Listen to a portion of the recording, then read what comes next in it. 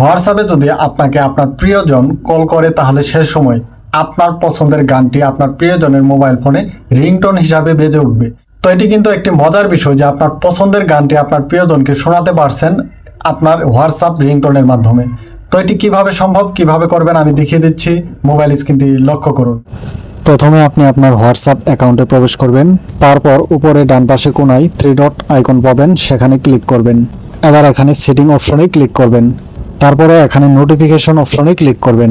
এবার এখান থেকে আপনি নিচে চলে আসবেন। এবার এখানে কলস অপশনের নিচে আপনি লক্ষ্য করলে দেখতে পাবেন এখানে রিংটোন নামের একটি অপশন রয়েছে, এই রিংটোন অপশনে ক্লিক করবেন।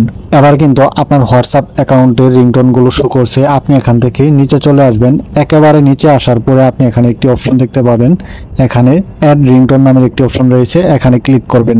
এবার উপরে 3 লাইন আইকনে ক্লিক করবেন। এবার এখান থেকে আপনার ডিভাইসটি সিলেক্ট করে দিবেন। এবার আপনার ফাইল থেকে বা আপনার ডিভাইসের যে রিংটোনটি বা যে পছন্দের গানটি রয়েছে সেটি এখান থেকে সিলেক্ট করে দিবেন।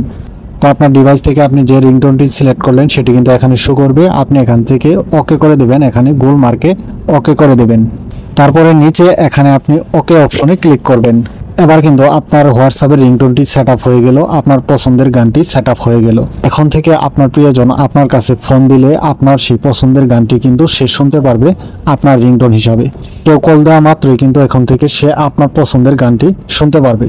তো এভাবে আপনার হোয়াটসঅ্যাপ অ্যাকাউন্টে আপনার পছন্দের গানটি রিংটোন হিসেবে সেট আপ করতে পারবেন। আপনাদের ভিডিওটি ভালো লাগলে লাইক করতে ভুলবেন না, আর অবশ্যই চ্যানেলটি সাবস্ক্রাইব করে সাথে থাকবেন।